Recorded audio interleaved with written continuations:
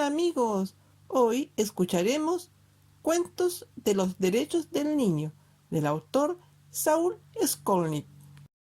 El enojo del rey, derecho a oír cuentos.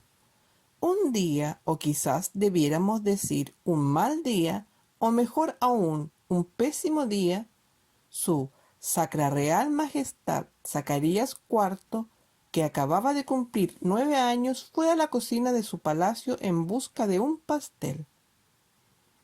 Allí se encontraban el cocinero, los pinches, las mucamas y los mozos preparándose para servir el almuerzo. Ah, y también estaba la pequeña Yasna, hija del portero del palacio. Al ver al rey, todos dejaron de trabajar e hicieron una profunda reverencia. Todos menos Yasna, que como no había visto nunca al soberano desde tan cerca, simplemente no lo reconoció. Su Sacra Real Majestad se enojó, muy enojado, con la niña y decidió aplicarle un castigo ejemplar. Averigua de inmediato el nombre de esta niña, le ordenó a su primer ministro. Así lo hizo éste, y a los pocos minutos se lo comunicó al rey, que sentado en un alto taburet se deleitaba con su pastel. Su nombre es Yasna, su Sacra Real Majestad. Durante muchos días el indignado rey pensó en la manera de castigar a Yasna, hasta que por fin se le ocurrió una idea que le pareció muy buena, aunque en realidad era bastante mala. Escuchad, le dijo a los nobles y plebeyos, por decreto real, prohíbo desde hoy en todo el reino el sonido y. Por lo tanto, la palabra que se escriban con y o con y, cuando suene como y, de ahora en adelante deberán escribirse y pronunciarse sin los mencionados sonidos o letras. Esta prohibición regirá hasta que yo mismo vuelva a pronunciar ese sonido. Nadie entendía nada, salvo la pobre Yasna, que desde ese día tuvo que llamarse Asna, lo cual dejó muy satisfecho al vengativo monarca y muy apesadumbrada a la niña. Pero la verdad es que el rey era el único contento, pues también quedaron muy desolados los súbditos, porque además de lo difícil que era obedecer tan absurda orden, se producían unas tremendas confusiones. Imagínense, cuando alguien, en vez de decirle a su esposa, por favor, no me llames porque espero una llamada, tenía que decirle, por favor, no me ames porque espero una amada, lo cual molestaba bastante a la esposa. Pero lo peor de todo, era que resultaba imposible contarle cuentos a los niños, por lo que éstos se hallaban, como es de suponer, muy, muy apenados, y no era para menos. Mas como su Sacra Real Majestad, aunque solo tenía 9 años, era muy poderoso, nadie se atrevía a decir nada. Nadie, excepto la pequeña Yasna, que decidió que debía hacer algo para poner término a tal arbitraria medida. Entonces se disfrazó de cuentacuentos. De este modo consiguió ser invitada al palacio para relatar una historia. Y sabiendo que al rey le agradaban las doncellas de cabellos claros, decidió contar un cuento cuyo protagonista los tuviera de ese color. Se puso un traje de cuentacuentos y luego de untar sus cabellos con polvo de. Cuando estuvo reunida toda la gente, incluso el rey, Yasna, teniendo buen cuidado, por supuesto, de respetar el decreto real, relató este cuento. En una lejana vía vivía Guillermina, una doncella muy desdichada. ¿Saben por qué? Pues porque todos los habitantes de aquella vía se enorgullecían de tener sus cabellos de color rojo frutía, pero Guillermina tenía el cabello amarillo. Un día Guillermina, tomando su caballo, galopó hasta un arroyo. Ahí se sentó y una lágrima cayó por su mejilla. una grúa y una ardilla se le acercaron.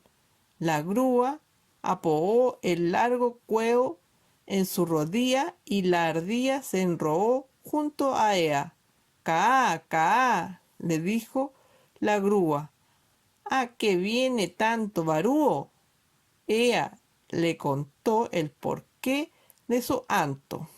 «Va», embroó, chía la ardilla. «¿Cómo podemos ayudarte?» «Ah, sé cómo», dijo la grúa. «Tras de aquel cerrillo vive un sabio viejecillo». Yendo hasta a le contó lo del cabello amarillo. «Va», exclamó el viejecillo, «es sencillo. Basta que ella coma 5 semillas de zapao al desayuno para que su cabello se vuelva rojo frutía». Retomó la grúa y contó todo a la doncella y a la ardilla. Oyendo aquello, la ardilla trepó a un avellano, sacó de un hoyito un montón de semillas y se las llevó a Guillermina. Ella las guardó en el bolsillo y tomando su caballo volvió a su vía. Y al día siguiente, al desayuno, enguó frente a todos los 5 semillas.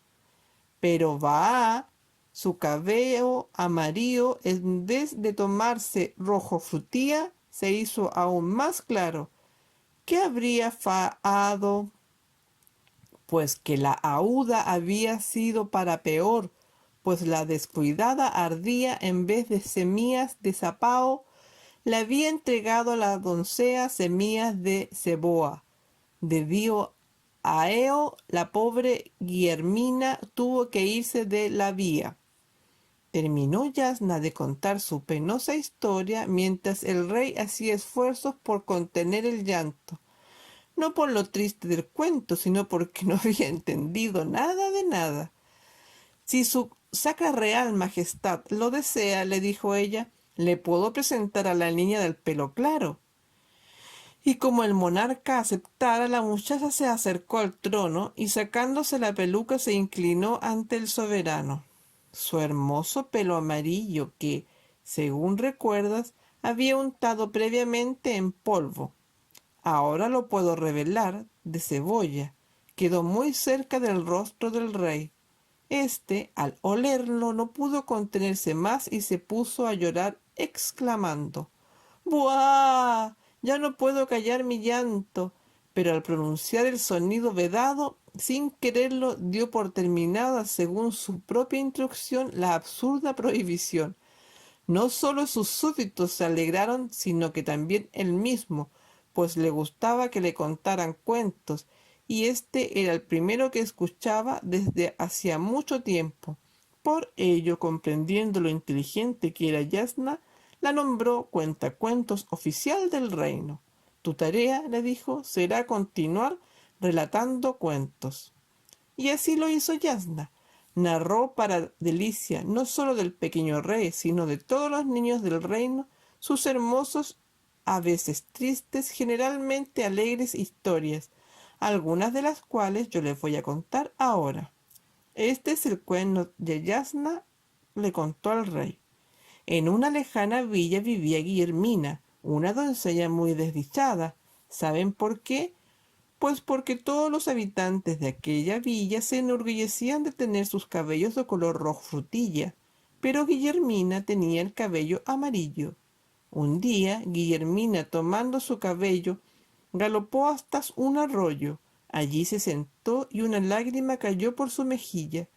Una grulla y una ardilla se le acercaron. La grulla apoyó el largo cabello en su rodilla y la ardilla se enrolló junto a ella. «Calla, calla», le dijo la grulla. «¿A qué viene tanto barullo?» Ella le contó el porqué de su llanto. «Vaya embrollo», chilló la ardilla. «¿Cómo podemos ayudarte?» «Ya sé cómo», dijo la grulla. «Tras de aquel cerro vive un sabio viejecillo y yendo hasta allá le contó lo del cabello amarillo». Vaya, exclamó el viejecillo, es sencillo. Basta que ella coma 5 semillas de zapallo al desayuno para que su cabello se vuelva rojo frutilla. Retornó la grulla y contó todo a la doncella y a la ardilla. Oyendo aquello, la ardilla trepó a un avellano, sacó de un hoyito un montón de semillas y se las llevó a Guillermina. Ella las guardó en el bolsillo y tomando su caballo volvió a su villa. Al día siguiente, al desayuno, engulló frente a todas las 5 semillas. Pero vaya, su cabello amarillo en vez de tornarse rojo frutilla, se hizo aún más claro. ¿Qué habría fallado? Pues que la ayuda había sido para peor, pues la descuidada ardilla, en vez de semillas de zapallo, le habría entregado a la doncella semillas de cebolla. Debido a ello, la pobre Guillermina tuvo que irse de la villa. Chorlitos en la cabeza. Derecho a ser amado y cuidado. Robertito no era un niño muy limpio que digamos, y la verdad es que como sus padres siempre estaban muy ocupados en cosas importantes, cada día su mamá, al salir apurada de su trabajo en la Junta Nacional de Niños Desvalidos, le recordaba: Robertito, báñate tú solito, ya eres grande y puedes hacerlo. Ah, y no te olvides de lavarte muy bien la cabeza. Sí, mamá, respondía el niño. Entonces entraba al baño y echaba a correr el agua de la ducha mojando el piso y la toalla para que pareciera que se había bañado. Su papá, mientras tanto, tomaba desayuno leyendo el periódico preferido. A veces escuchaba, y otras no, correr el agua de la ducha. Y cuando por la noche la mamá de Robertito le preguntaba: ¿se bañó el niño Godofredo? El papá asentía con un movimiento de cabeza como diciendo sí, pero estaba ocupado mirando televisión, y la mamá se quedaba tranquila porque creía en el papá. Otras veces era el papá quien, al salir a su trabajo en la Comisión Pro Defensa de la Naturaleza, le decía: Robertito, báñate y acuérdate de lavarte muy bien la cabeza. Su mamá, entre tanto, terminaba de arreglarse, a veces escuchaba y otras no, correr el agua de la ducha. Y cuando por la noche el papá le preguntaba: ¿se bañó el niño Estefanía?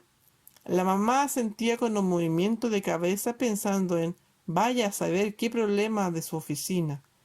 Entonces el papá se quedaba tranquilo, y como nadie se aseguraba de que Robertito se hubiera bañado verdaderamente, ¿para qué hacerlo? Así las cosas, cada día se iban acumulando más polvo sobre su cabeza, pelusas, semillas, basuritas y cualquier cosa que cayera sobre su negro pelo enrulado ya no volvía a salir de allí nunca más. En verdad, a Robertito le pesaba un poco la cabeza, pero no era como para preocuparse. Un día, sin embargo, las cosas comenzaron a complicarse, pues esa mañana, cuando abrió el agua de la ducha, algunas gotas mojaron el polvo que había sobre su cabeza y la semilla empezó a germinar, echó raíces, un tallo, hojas, y poco a poco un arbolito comenzó a crecer sobre la cabeza del niño.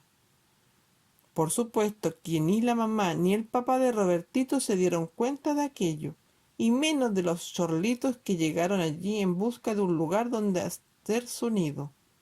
La verdad es que Robertito le pesaba cada día más la cabeza, pero no tanto como para preocuparse.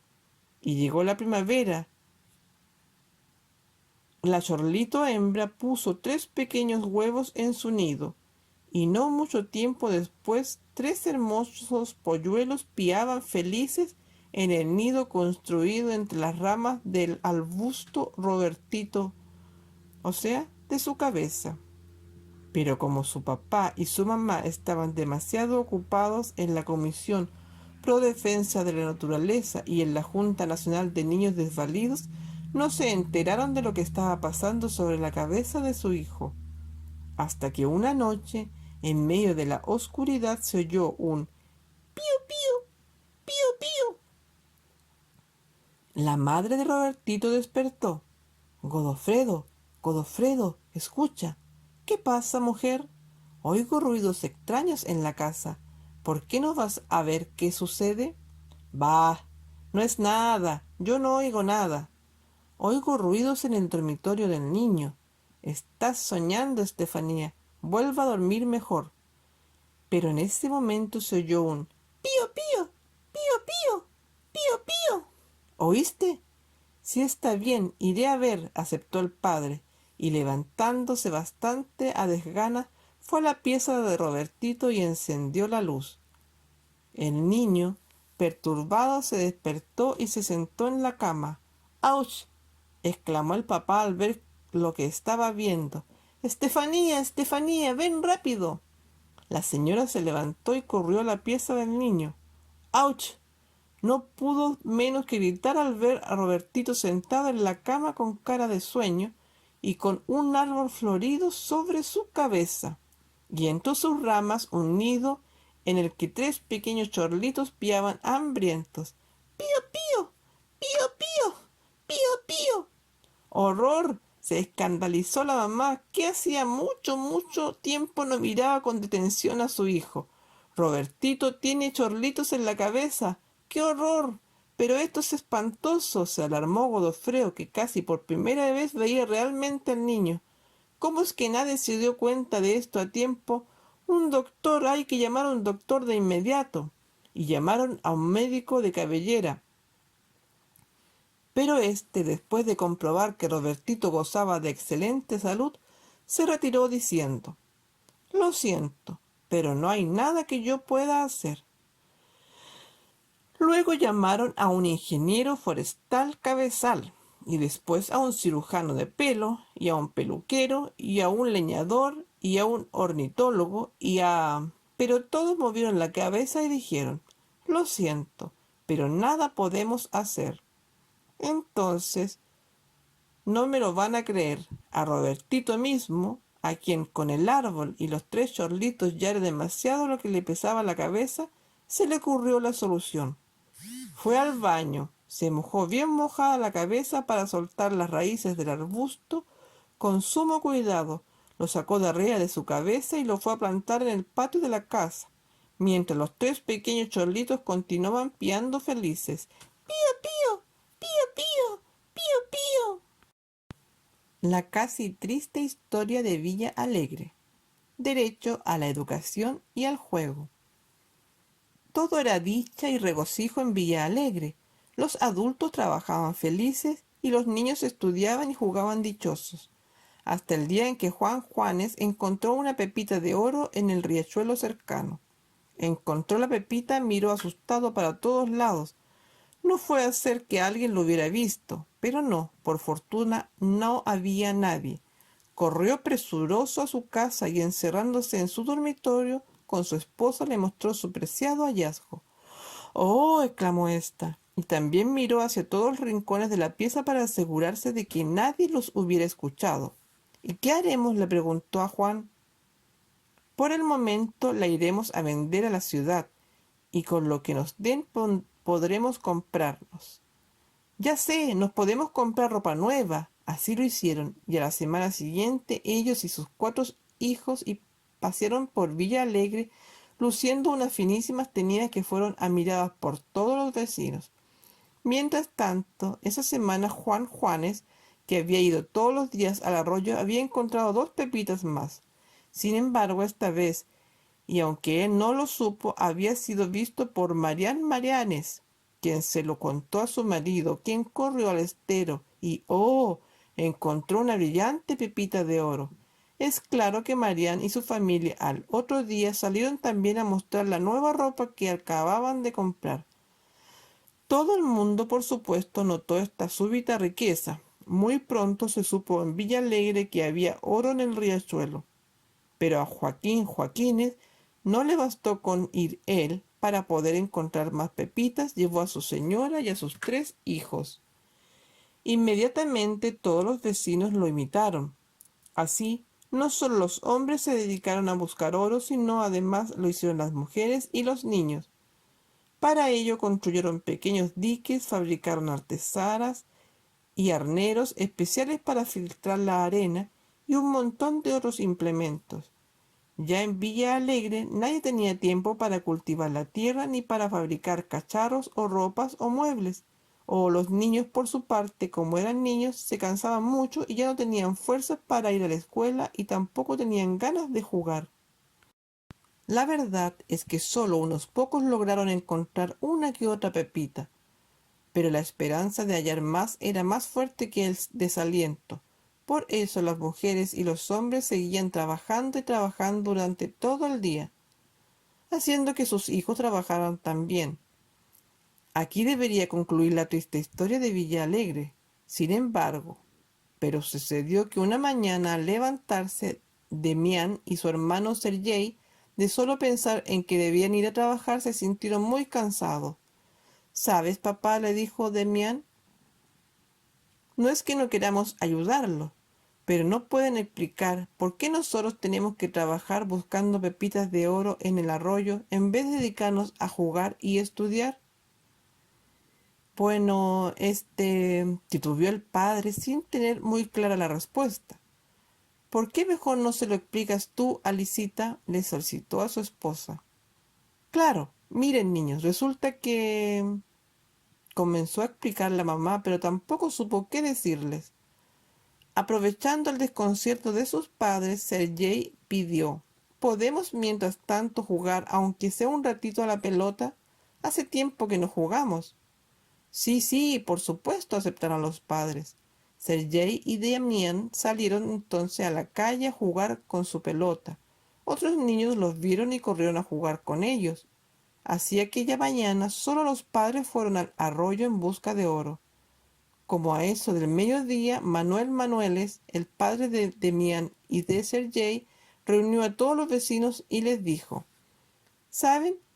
Mis hijos nos preguntaron esta mañana a Alicia y a mí por qué ellos tenían que trabajar en vez de estudiar y jugar, y la verdad es que no supimos qué responderles.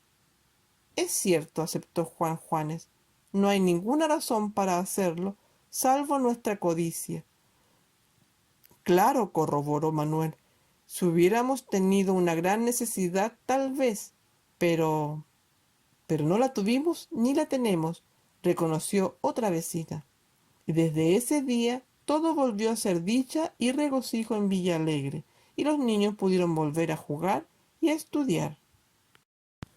¡Qué ganas de comer un huevo frito! Derecho a la cultura, religión e idioma. Aquel parecía un buen lugar. Se veía muy limpio y en cada mesita había un mantel bordado y un florero con flores amarillas. Muy bien, dijo mi madre, aquí podré comer algo. Entramos los tres, mi papá, mi mamá y yo, y nos sentamos en una mesa desde la cual podríamos mirar a las personas que paseaban por la calle. Había poca gente en el restaurante, un caballero de grandes bigotes en la mesa junto a la nuestra, y dos señoras algo más alejadas y una pareja de jóvenes. Se acercó un mozo con cara de pregunta y mi papá, olvidándose de que estábamos en Checoslovaquia, le pidió un par de huevos fritos para cada uno, por favor. El mozo nos miró con más cara de pregunta. Entonces mi madre reprendió a mi papá. Edelberto, le dijo, acuérdate de que estamos en un país donde casi nadie habla en español. Mi padre entonces ordenó en inglés: Two fry eggs for each one, please. El mozo se limitó a levantar los hombros y mover la cabeza de un lado para el otro. Uf, comenzó a enojarse mi padre. ¿Cómo es posible que tampoco hable inglés? Y dirigiéndose al pobre hombre que seguía parado ante nosotros, junto las manos apretando o intentando hacer algo parecido a un huevo con ellas. ¡Huevo! ¡Huevo! ¡Ej! ¡Ej!, insistió. El mozo siguió moviendo la cabeza y diciendo algo ininteligible, seguido de unos net, net. Para evitar que las cosas pasaran a mayores, mi madre pidió en francés: Nous voulons des frites pour nous. El mozo, nada. Euf, repitió mi padre, haciendo unos gestos raros con las manos. Euf, huevos, ex, nada. Huevos. Luego de varios otros intentos fallidos y habiendo pasado ya más de 15 minutos y aumentando mi hambre en forma considerable, mi padre decidió tomar el toro por las astas. Levantó los codos y agitó los brazos como si fueran alas, mientras repetía lo que él suponía que era cacaraqueo de una gallina. ¡Clo, clo, clo, clo! Finalmente, para completar la escena, simuló sacar desde la silla un huevo y se lo mostró al mozo. Por supuesto que todos cuantos estaban en el local no pudieron aguantar las ganas de reír. Todos salvo el mozo, que seguía muy serio, moviendo la cabeza y repitiendo algo ininteligible, mezclado con unos net, net.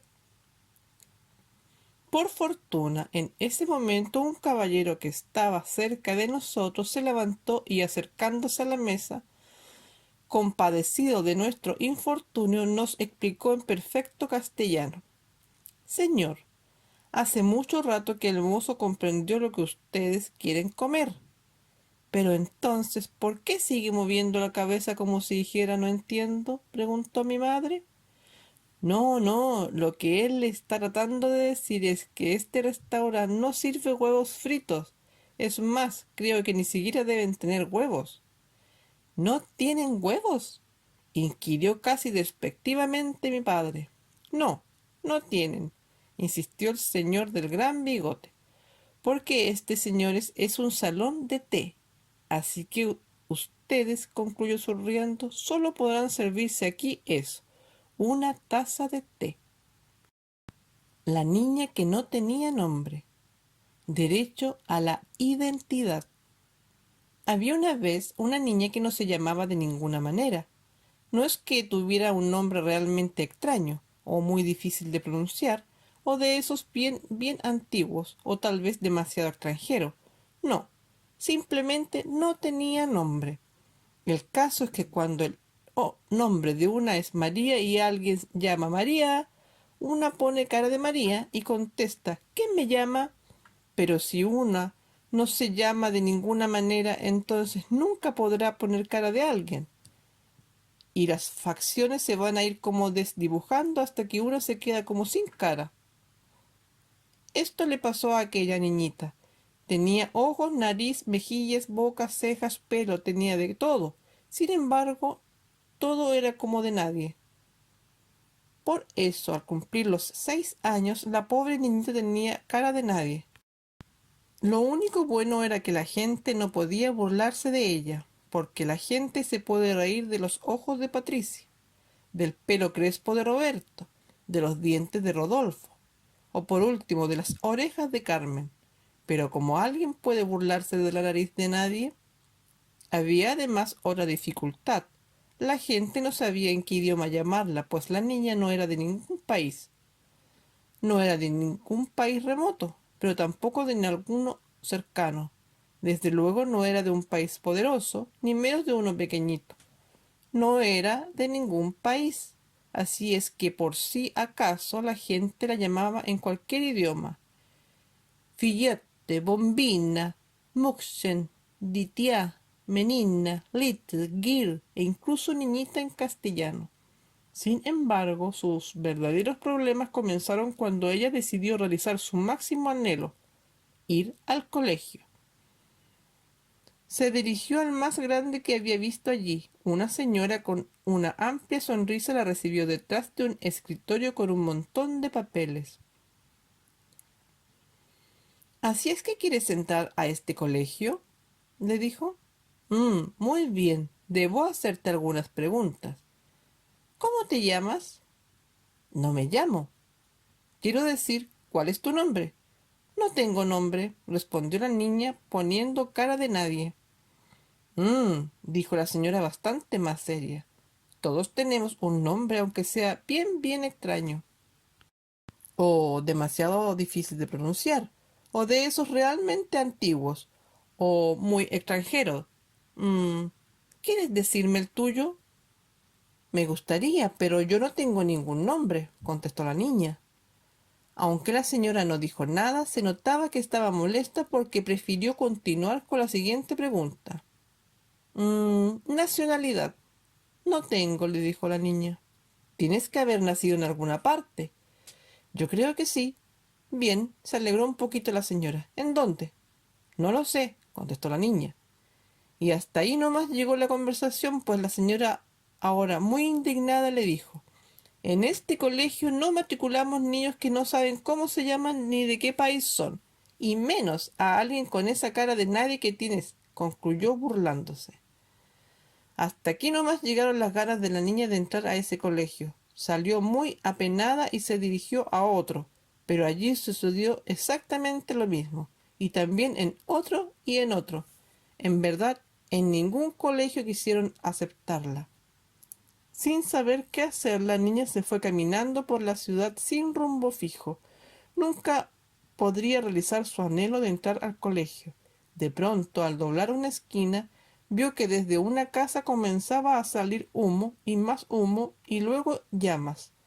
Una mujer con un niño en los brazos salió corriendo. ¡Incendio! ¡Incendio! ¡Se quema mi casa! Gritaba desesperada. Y mi otro hijito está ahí dentro. ¡Ayuda! De inmediato llegaron muchos curiosos, asustados vecinos y vendedores ambulantes, dueñas de casa, mendigos y niños. Y también llegaron bomberos y fotógrafos, y policías y ambulancias, y médicos y reporteros, y camarógrafos de televisión. Mientras tanto, la casa ardía por sus cuatro costados a pesar de los denotados esfuerzos de los bomberos. Mi hijito está dentro, sollozaba la señora. Hay un niño, está atrapado por el fuego, va a morir quemado, gritaban los vecinos y los vendedores y las mujeres y los niños, pero nadie se atrevía a entrar. Entonces, horror. La multitud espantada pudo ver que una niña con carita de nadie avanzaba hacia la casa en llamas. Oye, niña, le gritó el jefe de bomberos. Tú sí, tú. ¿Cómo te llamas? Quiero que vuelvas inmediatamente. En voz tan bajita que por supuesto nadie escuchó, la niña contestó: no me llamo de ninguna manera, y siguió avanzando. Tú! ¿De dónde saliste? ¿De dónde eres? Le gritó el jefe de los policías. Regresa enseguida. En voz tan bajita que por supuesto nadie escuchó, la niña volvió a contestar: no soy de ninguna parte, y siguió acercándose a la casa. Tú, niñita! Gritó el jefe de los fotógrafos. Mira para acá, quiero que en mi fotografía se vea tu cara. Pero la niñita ya estaba entrando en la casa, así que no pudo contestar que ella tenía cara de nadie. Como era muy pequeña, logró pasar por debajo de las enormes llamas que se expandían siniestros por toda la casa. El humo la cegaba casi por completo y no la dejaba respirar. El calor hacía que fuera casi imposible seguir avanzando. Entonces oyó el llanto de un niño y se dirigió hacia allá luchando contra el fuego que la obligaba a dar grandes rodeos hasta encontrar al bebé. Lo tomó y haciendo un supremo esfuerzo, corrió hasta la salida y depositó al pequeño sano y salvo en los brazos de su madre. Luego, completamente agotada, se desmayó. ¿Qué importa? Pensaba mientras iba cayendo. Como no me llamo de ninguna manera ni soy de ningún país, nadie se va a preocupar, ni siquiera se van a dar cuenta de que he muerto. Pero se equivocaba. Dos camilleros llegaron corriendo, la levantaron y la llevaron en ambulancia para el hospital. A la mañana siguiente, bastante repuesta, tomaba el desayuno cuando entró la enfermera con un periódico bajo el brazo. Veamos, jovencita, le dijo. Debo llenar tu ficha médica. ¿Cómo te llamas? No me llamo de ninguna manera, respondió la niña. Pero debes tener algún nombre, se asombró la enfermera. Aunque sea un nombre bien extraño o de esos que realmente bien antiguos. Quizás no me lo quieres decir porque tienes un nombre demasiado difícil de pronunciar o muy extranjero. No, insistió la niña, no tengo ningún nombre. La enfermera, persona muy ordenada, le explicó. Veamos, jovencita. Yo tengo que anotar aquí algún nombre, así es que pensó unos momentos. Ya está, exclamó, tomando el periódico le mostró un titular. Niña valiente salva niño. Todavía no sé leer, dijo la pequeña. Claro, yo te leeré lo que dicen de ti. Increíble hazaña, valerosa niña salvó a un bebé de morir quemado en un incendio. Esa eres tú, agregó. Lo que hiciste apareció en los diarios y radios y en la televisión. Veamos, te registraré como Valentina Salva Niño. ¿Qué te parece tu nombre? La niña sonrió. Esa misma tarde Valentina recibió unas visitas. Eran el presidente del país, acompañado de su primer ministro, su segundo, tercer, cuarto y quinto ministros. Pidieron la ficha médica para saber cómo se llamaba y entonces le comunicaron: Señorita Valentina Salvaniño, te nombramos ciudadana honorable de este país al que desde ahora puedes considerar como el tuyo. ¿Y saben qué? Mientras escuchaba a la niña que se le pusieron los ojos como ojos de Valentina y también la boca y la nariz y el pelo y hasta las orejas, en fin, toda la cara se le puso como cara de Valentina. En cuanto pudo levantarse, Valentina fue a un colegio y se matriculó en él, y como las clases estaban por comenzar, corrió feliz a juntarse con todos sus compañeros. La guerra de los colores. Derecho a la igualdad. Azulandia era una isla en que todo era de color azul. Eran azules los hombres, el mar y los sillones, azulados eran los conejos y azulinos los melones. En antiquísimas leyendas se decía que hombres de otros colores vivían en remotas regiones del planeta, pero claro, no podían tratarse de seres humanos, sino de monstruos con los cuales ningún hombre podría vivir. Por esta razón jamás habían osado navegar a más de 30 kilómetros de la costa. Pero en Azulandia vivía Añil, un joven de ojos azules y todo lo demás claro, también azul, muy valiente, cuyo mayor anhelo era viajar al mar para comprobar que aquellas leyendas eran ciertas. Y saben, eran ciertas. Como a unos 80 kilómetros viajando derecho por el mar se encontraba Roginia, otra isla habitada por los rojinelos, y en donde todo era rojo. Eran rojos los hombres, los bostezos y los erizos, rosadas las canciones y los computadores rojizos. Pero ellos también conocían leyendas semejantes y también estaban convencidos que solo los rojos podían ser humanos. Si acaso llegaran a existir seres de otros colores, obviamente serían monstruos horripilantes. Por esa razón jamás habían osado navegar a más de 30 kilómetros de la costa. No obstante, en Roginia vivía una doncella de labios rojos y, claro, todo lo demás también rojo, llamada Grana, cuyo ferviente deseo era desentrañar aquellas misteriosas leyendas. Por ello, un día Grana partió navegando mar adentro en su rojo barco hasta llegar a 40 kilómetros de la costa, cosa que nunca nadie se había atrevido a hacer. Y vaya casualidad, ese mismo día y a la misma hora, el joven Añil, embarcado en su nave azul, enfiló recto hacia lo desconocido y navegó mucho más allá de los 30 kilómetros. Pero entonces, ¡tierra a la vista! ¡Y no es azul! Gritó asombrado el vigía de Azulandia. ¡Tierra a la vista! ¡Y no es roja! Vociferó extrañado el vigía de Roginia. En efecto, frente a ambos barcos que aún no se veían el uno al otro, una pequeñita isla blanca se asomaba apenas sobre el mar. Tanto Grana como Añil se alegraron enormemente de su descubrimiento y, sin saber que alguien más lo hacía, decidieron desembarcar en la isla y tomar posesión de esa nueva tierra. Pero les estaba reservada otra sorpresa. Habían transcurrido solo unos minutos cuando «¡Oe! ¡Oe!», gritó el vigía rojo enfocando su catalejo en un puntito del horizonte más allá de la isla recién descubierta. «¡Nave a la vista!». Y en ese preciso instante «¡Eo! ¡Eo!», gritó el vigía azul ajustando sus binoculares para observar mejor una manchita en el mar más allá de la isla blanca. «¡Barco adelante!».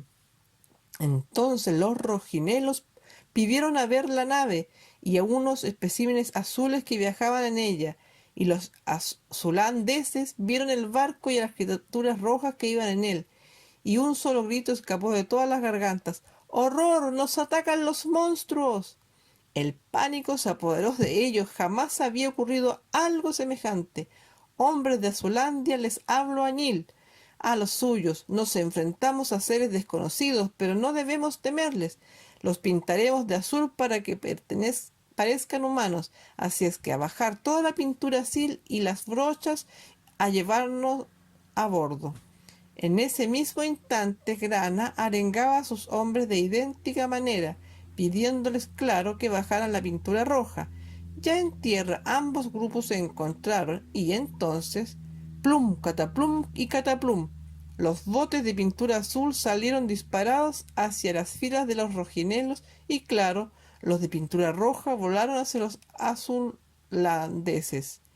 Pero en ese momento, ¡oe, oe, eo, eo! Se oyeron de nuevo los gritos de ambos vigías. ¡Nave a la vista!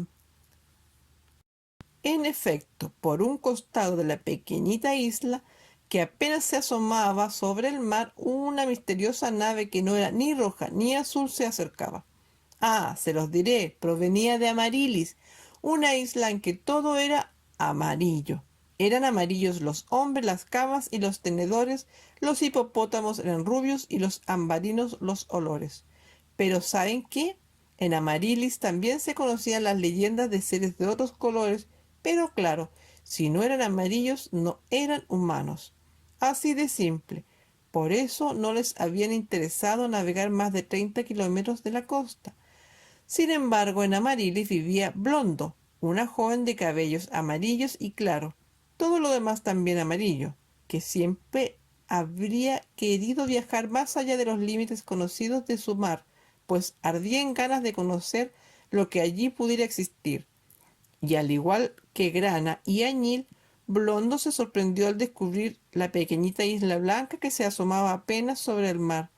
Pero su sorpresa fue mayor cuando su vigía avistó dos navíos que, oh, no eran amarillos y, oh, oh, sus ocupantes tampoco.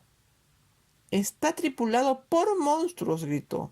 Blondo y su gente, horrorizados, bajaron a la tierra provistos de brochas y tarros de pintura amarilla a fin de pintar a aquellos extraños seres para que por lo menos parecieran hombres. Y ahí se armó la batahola, a brochazo limpio. Pinceladas iban y venían coloreando caras, cuerpos y ropas. Tarros amarillos, rojos y azules surcaban el cielo. A veces dos de ellos chocaban en el aire y plum, los colores se mezclaban. Aparecieron primero los verdes, anaranjados y violetas. Muy pronto los siguieron los castaños y los grises, y luego cientos de otros tonos que ni siquiera tienen nombre. Sucedió que en medio de la batalla, Grana, Añil y Blondo se encontraron justo en el centro de la pequeña isla que asomaba apenas sobre el mar, y se miraron y se miraron y se miraron.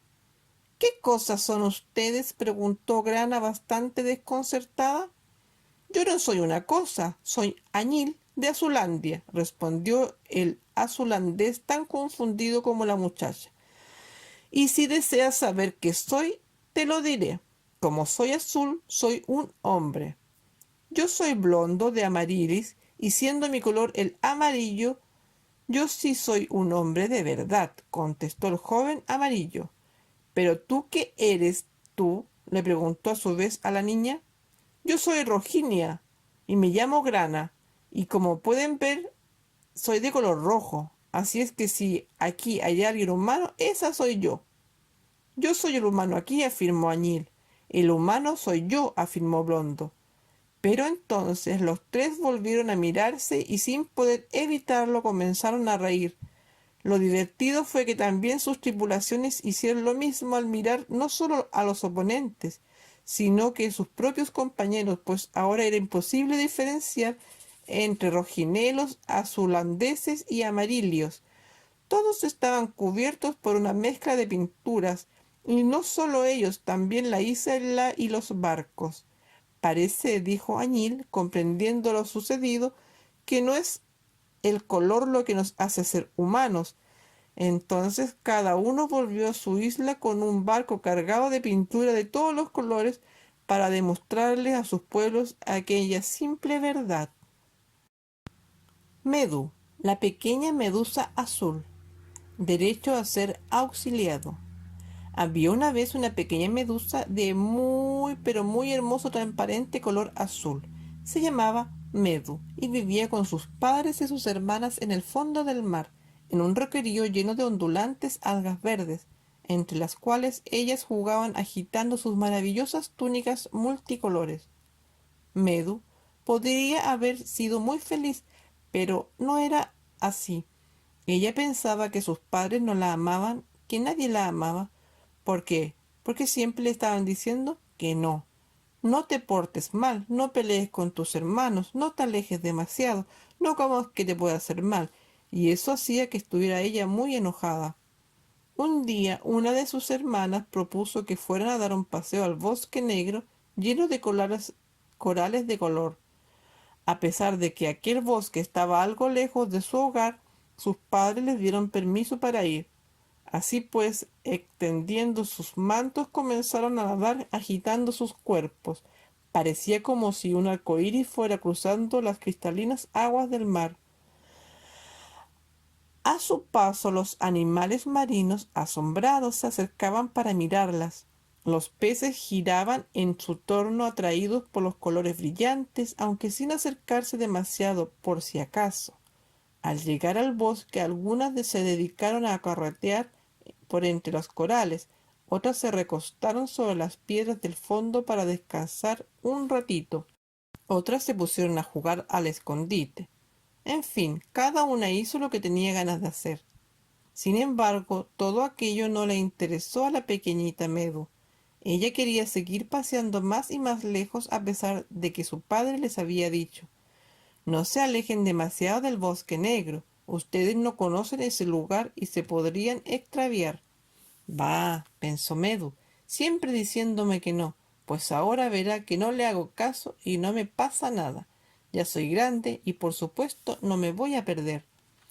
Y se alejó agitando su brillante capa azulada. Nadó y nadó un buen rato encantada con todos los lugares nuevos por los que iba pasando, tan diferentes a los que ella conocía. Pero de repente sintió que algo poderoso la arrastraba. A pesar de todos los esfuerzos que hizo por zafarse, no lo logró. Entonces comprendió que había caído sin darse cuenta en una corriente marina. Intentó apartarse, pero por más que agitó y agitó su manto, no logró hacerlo. La corriente era demasiado fuerte y la arrastraba lejos, muy lejos del lugar donde estaban sus hermanas. «Oh, ¿qué será ahora de mí?», se preguntó verdaderamente aterrada. Y justo en este momento Meadow sintió que unos dientes muy afilados rozaban su manto. Intentó huir, pero su perseguidor, un pez muy grande, era más rápido que ella. Nuevamente sintió que los dientes la tocaban, pero ahora hiriéndola. Desesperada se dejó caer hasta el fondo del mar y allí se quedó muy quieta. Después de un buen rato de buscarla, el pez, al no poder hallarla, terminó por alejarse.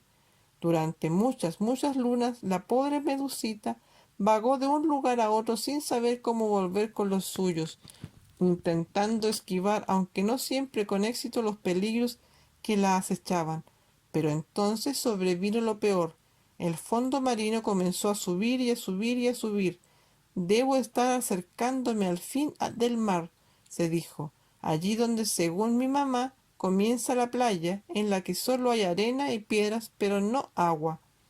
Medu recordó además que su mamá le había advertido que donde el mar se acaba había unas olas muy peligrosas, pues reventaban contra el fondo.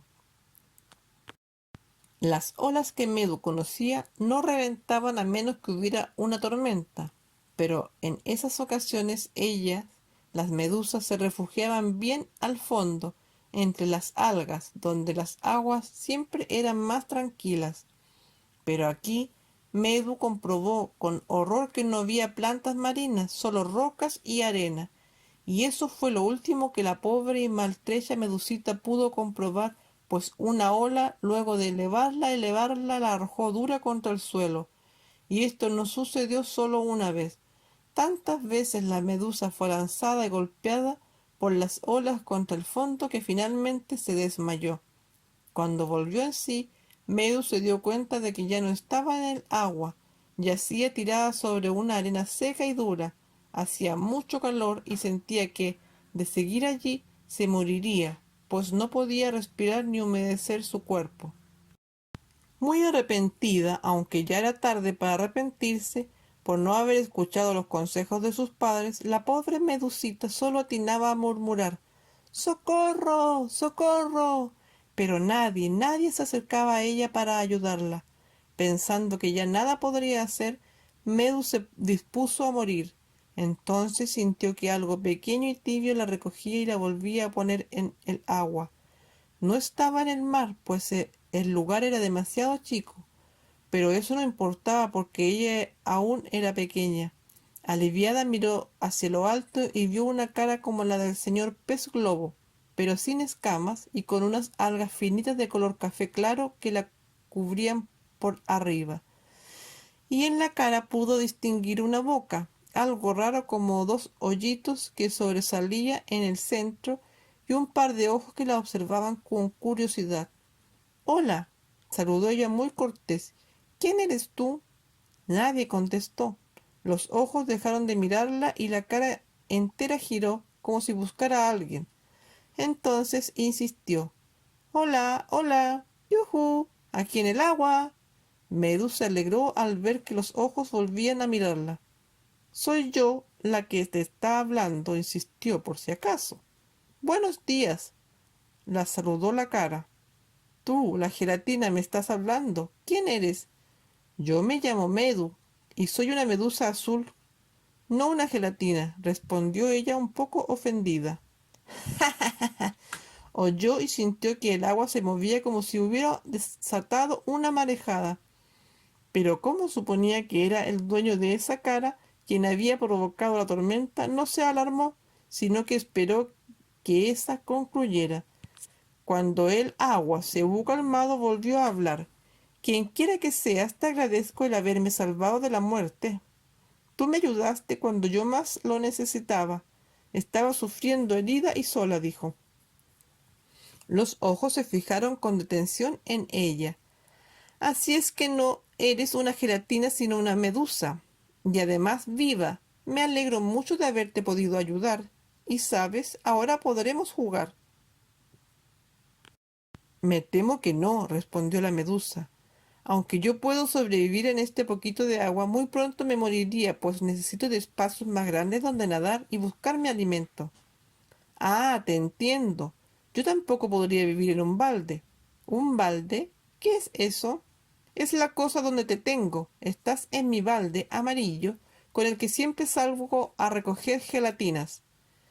«Me alegro de que lo hagas», dijo Medu. «Pero dime tú, ¿qué eres? ¿Tienes nombre? ¿Dónde vives?». «Yo soy un niño, mi nombre es Damián, y vivo en una casa que queda cerca de la playa. ¿Quieres ir a conocerla?». «Me gustaría mucho conocer tu casa, Damián», agradeció con sinceridad la medusa, pues era muy curiosa. «Pero debo volver a la mía. Y hablando de eso, ¿te puedo pedir un favor muy grande?». «¿Qué quieres? ¿Tú podrías dejarme de nuevo en el mar, lo más adentro que te sea posible? Creo que ya sé dónde dirigirme con los míos». «Claro que sí», respondió Damián, «pero debes sujetarte muy bien. Voy a ir corriendo hasta la caleta de pescadores. Ahí te dejaré, pues el agua es bien profunda». Cuando el niño llegó allí, la medusa vio que miraba con un poquito de pena. Parecía que se había encariñado con ella. «Qué lástima que no puedas quedarte conmigo», le confesó el niño. «Y qué pena que tú no puedas venir a visitarme», dijo ella. Entonces el niño se agachó y sumergió el balde en el mar para que la medusita pudiera salir nadando. «Adiós, adiós, Damián», gritó ella feliz, alejándose de inmediato de las peligrosas rocas en busca de su distante hogar. Después de un rato el niño levantó el balde y miró en su interior. Solo había un poquito de agua en el fondo. Escúchenme. Derecho a expresarse. A los 2 años Fernando ya sumaba y restaba. En cuanto su madre llegaba a la casa de vuelta del trabajo, él la perseguía por todas partes pidiéndole «Escúchame, mamá, ¿No es verdad que 32 menos 2 es igual a 30? La mamá, que era profesora de castellano y que estaba casi todo el tiempo ocupada corrigiendo pruebas de comprensión de lectura y contando los sustantivos comunes que aparecían en el cuento que les daría a leer a sus alumnos, le respondía: sí, sí, claro, por decirle algo. Aunque si estaba un poco preocupada, le decía: no, no se puede, y así evitaba que su hijo provocara vaya a saber qué feroz desastre. Al cumplir los 3 años, Fernando realizaba un montón de operaciones matemáticas, casi tan rápido como su mini calculadora para adelante. Las veces que había inventado comunicarse con sus papás el resultado de algunas de sus operaciones que ya era capaz de hacer, recibía de ellos una respuesta bastante displicente. A los 4 años, Fernando correteaba todo el día detrás de su papá, inquiriendo: escúchame, papá, 10 elevado a 2 es igual a 100, ¿verdad, papá? El padre, que era escritor, estaba siempre ocupado, escribiendo cuentos infantiles y preparando conferencias de cómo lograr que los niños fueran mejores lectores. Así es que no disponía de tiempo ni ganas para escuchar a su hijo. Por supuesto, pequeño, le decía por decir algo, aunque si estaba de mal humor le respondía con un desde luego que no, con lo cual evitaba que su hijo pudiera desatar alguna catástrofe hogareña. A los 5 años, Fernando dominaba las sumas y las restas y además sabía cosas difíciles como que multiplicado por se escribía de tal o cual manera. Por supuesto que cuando intentó explicárselo a su papá a la hora de almuerzo: escúchame, papá, si es muy difícil, le dijo, A multiplicado por B es lo mismo si te escribe de otra manera, ¿sabes? El resultado es el mismo si los valores de A y de B se mantienen. El padre le respondió: por supuesto, mientras masticaba preocupado de pinchar un pepinillo. Y cuando hizo lo mismo con su mamá a la hora de la comida, ésta, cortando un pedazo de carne, le contestó por si acaso: no, no se puede. Cuando cumplió los 6 años, Fernando entró al colegio. En la hora de matemáticas, el profesor escribió en el pizarrón: 2 más 2 es igual, y pidió a los niños que copiaran y sumaran. Escúcheme, señor, es que yo ya alcanzo a decir Fernando antes de que el profesor lo reconviniera por hablar en clases. Y mientras los demás niñitos sumaban 2 más 2, Fernando calculaba la suma de la resta de una suma, lo cual, si se quiere, es un disparate. Pero es que a Fernando, como niño que era, le cantaban los disparates. Pero el verdadero problema se suscitó cuando el profesor intentaba enseñarle al curso a restar. Como era un profesor muy moderno, le gustaba que los niños experimentaran, así es que le explicó lo que debían hacer. Para descubrir cuánto es 2 menos 2, les dijo, coloquen 2 porotitos sobre la mesa y después los sacan, es decir, resten 2 porotitos y vean cuántos les quedan. Luego, para comprobar el resultado es correcto, hagan lo mismo con 2 lentejas. Escúcheme, señor, yo podría hacer, alcanzó a decir Fernando, antes de que el profesor fijara en él su furiosa mirada y volviera sin decir nada a su escritorio. Ya en su casa, Fernando escribió en su cuaderno: 2 menos 2 es igual 0, y se quedó pensando en el experimento. Claro que no en el profesor, sino en el que él se le había ocurrido. Escribió: papá más mamá es igual papás. Si resto papás menos papás es igual, esto será, pensó, igual a... y partió corriendo lo más rápidamente que sus piernas le permitían a contarle aquel descubrimiento a su papá, que estaba escribiendo en su computador, y a su mamá, que corregía pruebas. Escúchenme, mamá y papá, gritaba feliz el niño. Sí, Fernandito, con voz muy tierna, pero sin levantar la vista de la prueba que estaba corrigiendo. ¿Deseas decirnos algo?, le preguntó su padre, sin despegar la mirada de la pantalla del computador. Aunque Fernando estaba acostumbrado a que no le prestaran atención, de todas maneras les contó. ¿Saben lo que pasa si a papás le resto papás? Sí, sí, claro. No, no puedes. El resultado es exclamó triunfante Fernandito. 0. Y mientras pronunciaba esta última palabra, papás, es decir, papá y mamá, se desvanecían dulcemente en la nada. Mañana comprobaré este experimento con mi profesor, pensó Fernando mientras anotaba en su cuaderno. Si resto profesor menos profesor, entonces... pero no colocó el resultado. ¿Cómo se puede mover una montaña? Derecho a compartir. Érase que se era en un tiempo en que todas las cosas, casi todas las cosas, estaban en el lugar en que debían estar. Un niño que tenía un abuelo, un simpático caballero de gruesa barba, pelo largo, canoso y una gran sonrisa, y que vivía en una ciudad que no digo cómo era porque era igual que muchas otras ciudades. Tú te preguntarás, ¿por qué dije casi todas las cosas? Y yo te voy a responder, había una cosa, una gran montaña pedregosa que, según este niño y también según el caballero, no estaba donde debía haber estado. Y tú te volverás a preguntar por qué esa montaña estaba en el lugar equivocado. Y yo te volveré a responder, porque esa montaña... No, no, mejor te lo explico todo desde el principio. La ciudad donde vivía este niño estaba bastante cerca, aunque no a la orilla del mar. No obstante, a pesar de su cercanía, nadie podía desde sus calles y parques o desde las ventanas de sus casas contemplar sus hermosas aguas, las puestas de sol o sus lánguidos atardeceres. Tampoco era posible llegar caminando hasta la playa, pues había que rodear la gran montaña, y eso, alargaba demasiado el paseo. Aunque a decir verdad a nadie, a casi nadie le importaba aquello, y todos parecían vivir muy felices. Sí, sí, dije, a casi nadie, porque al niño y a su simpático abuela de barba tupida y amplia sonrisa sí les importaba.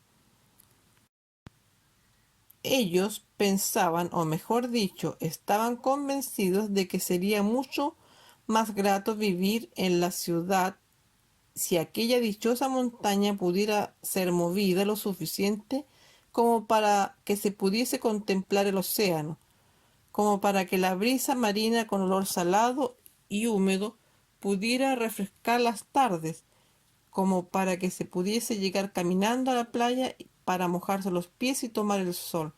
Bueno, ahora ya lo sabes todo o casi todo, porque le falta por saber lo más importante. Resulta que un buen día el niño y su abuelo decidieron poner remedio a aquella situación y mover la montaña hasta dejar en el lugar donde debería haber estado como 1 kilómetro de distancia. Allí, abuelo, no molestará a nadie, le dijo al niño. Se levantaron temprano y acercándose a la montaña firmaron sus hombros en ella y comenzaron a empujarla.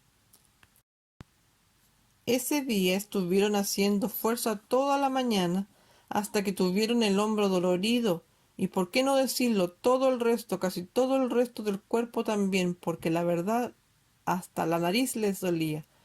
¿Y la montaña se movió? Nada, ni un poquitito. Y en este caso no puedo decir casi nada, porque no sería cierto. Al día siguiente, sin embargo, volvieron a levantarse muy temprano, y cuando llegaron al pie de la montaña, apoyaron nuevamente sus hombros en ella y vamos empujando. Aquel día también estuvieron presionando mucho rato, pero al ver que no obtenían ningún resultado, optaron por dejar de hacerlo. Muy tristes y abatidos regresaron a su casa y pensaron, aunque solo durante un corto rato, era indudable que a empellones no conseguirían nada, ni arrastrándola, no se movería esa montaña de allí. Como se habían dado cuenta de que sus fuerzas no eran suficientes para mover la montaña, el caballero simpático se consiguió 3 yuntas de bueyes, de esos con mucha fuerza, y enganchando un par de garfios a los costados de la montaña, los amarró con gruesos cordeles a los animales. Entonces los picaneó para que tiraran. Las pobres bestias jalaron y jalaron, pero la montaña no se movió ni un poquitito. Nieto y abuelo volvieron de nuevo a su casa, y ahora así que pensaron mucho, mucho, mucho, hasta que el niño encontró una posible solución. A la mañana siguiente, muy temprano, el niño tomó un gran canasto y se dirigió a la montaña. Allí recogió algunas piedras, las echó en él y caminó hasta donde pensaba que la montaña ya no molestaría. Entonces regresó a la ciudad y le contó a su abuelo lo que había hecho. Al otro día ambos hicieron lo mismo, y al volver, cada uno le pidió a sus mejores amigos que reunieran para contarles sus proyectos. El niño por una parte y su abuelo por otra les explicaron dónde pensaban debería estar la montaña. Tan buenos fueron sus argumentos que la cercanía de la playa, que la brisa, en fin, que todos sin excepción, convencidos de la necesidad de moverla, decidieron solidarizar con ellos. Y lo que es más, aquella misma tarde los acompañaron provistos de canastos y bolas. Cada uno de los amigos recogió un montón de piedras y las trasladó hasta la futura ubicación de la montaña. Y al volver a sus casas todos hablaron a su vez con más amigos, los cuales a su vez compartieron sus inquietudes y solidarizaron con ellos. Nuestro hijo y el simpático caballero de gruesa barba, pelo algo canoso y una gran sonrisa, su abuelo, también volvieron a su casa. Iban muy alegres. Ya en su hogar sonrieron satisfechos. Sí, esa era la solución. Demoraría quizás un poquito más, pero la montaña sería finalmente movida y todos podrían compartir la hermosa vista del océano, la brisa marina que con su olor salado y húmedo refrescaría las tardes y los paseos a la playa para mojarse los pies y tomar el sol. ¡Cuánto trabajo! ¡Cuánto trabajo! Derecho a informarse. Cuando cae la noche en el bosque, despiertan los pequeños animales nocturnos. Entonces se asomaban fuera de la cueva para oler el aire, arrugando la nariz y moviendo los bigotes. A la comadrejita torompuda le cuesta mucho levantarse. Si acercáramos el oído a su pequeña cueva podríamos oír cómo rezonga. ¡Cuánto trabajo! ¡Cuánto trabajo! ¡Cuánto trabajo! Repite. Ese anochecer no era diferente a los anteriores.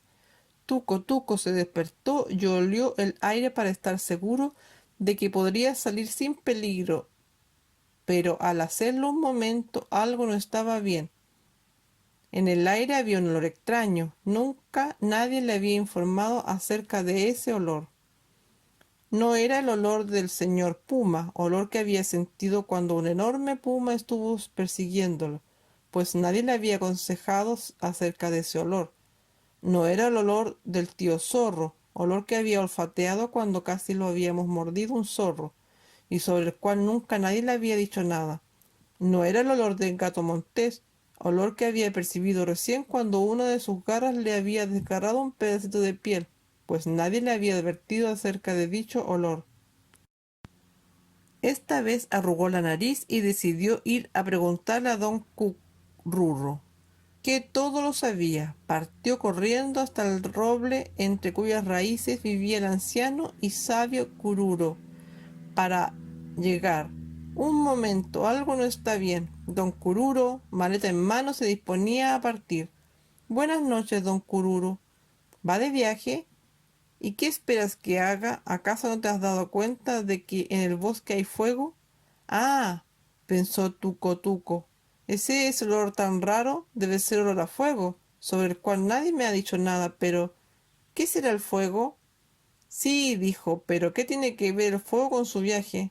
Viaje, viaje, viaje. Has de saber, jovencito, que yo no voy de viaje a ninguna parte. Lo que estoy haciendo es huir de este voraz incendio que amenaza quemar el bosque entero.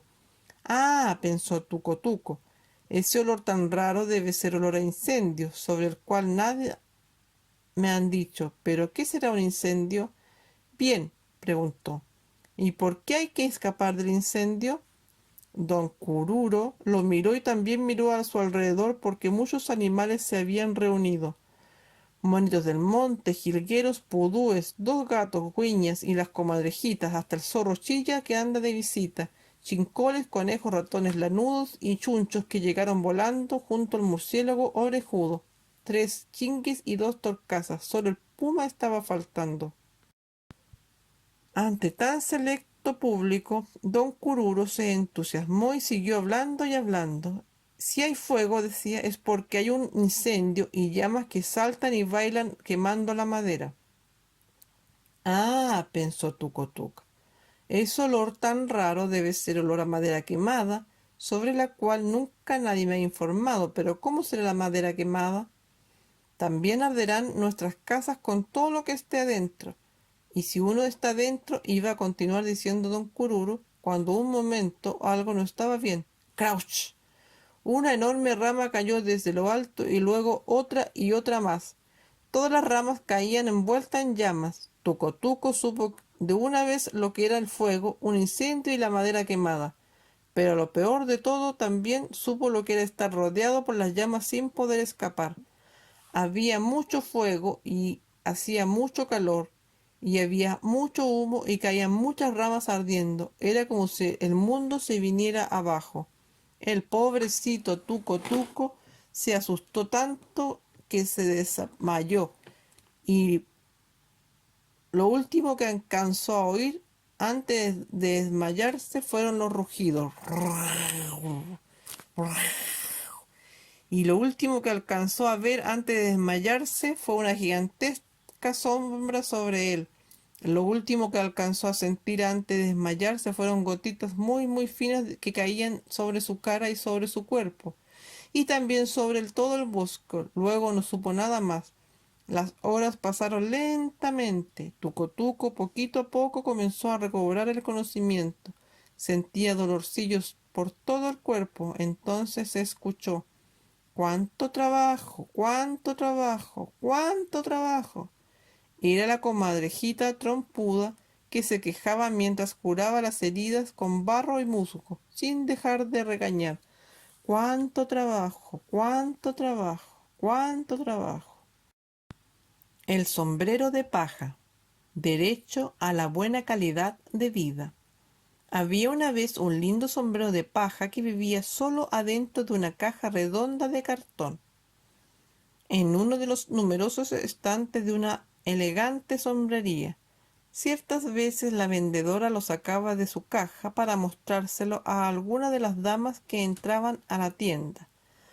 Otras lo dejaban en la vitrina, y como esto sucedía siempre en primavera y en verano, el pobre sombrero de paja tenía que soportar el sol, aunque aquello no era tan malo después de todo, ya que al menos él se entretenía mirando a la gente y a los vehículos que iban y venían por la calle.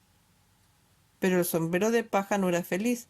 Anhelaba tener a alguien que se preocupara de él, deseaba tener amigos, un hogar, y quería también conocer el mundo. Sin embargo, parecía que sus sueños jamás se verían realizados. De vez en cuando alguna señora se detenía a mirar la vitrina. Entonces el sombrero de paja le decía al fieltro: «Te apuesto a que esa señora no entra en la tienda». «Y yo apuesto a que sí. Mira con qué ganas me está mirando. Hasta es posible que me compre». Y así pasaban y pasaban los días y los meses, hasta que una tarde, una hermosa y radiante tarde de primavera, pasó junto a la tienda la señora Mariana, y al mirar la vitrina lo vio. «Ahí está», se dijo, «ahí está el sombrero con el que siempre he soñado, un bellísimo sombrero de paja». Entró en la tienda con paso decidido, se probó el sombrero y como le gustó se lo compró. El sombrero de paja estaba dichoso. Por fin se cumplirían sus sueños. Esa señora cuidaría de él, lo llevaría a un lugar que sería su hogar. Allí tendría amigos y además podría conocer el mundo. No solo esa misma tarde salió el sombrero de paja a pasear sobre la cabeza de su dueña. Muchas otras. Mariana lo llevó a visitar a alguna amiga, a recorrer las calles o a respirar el aire fresco del parque. Él era feliz. Al volver a casa, su dueña lo sacudía un poquito para limpiarle el polvo y lo dejaba en un lindo mueble para colgar que había en el vestíbulo junto a un gran baúl de cuero.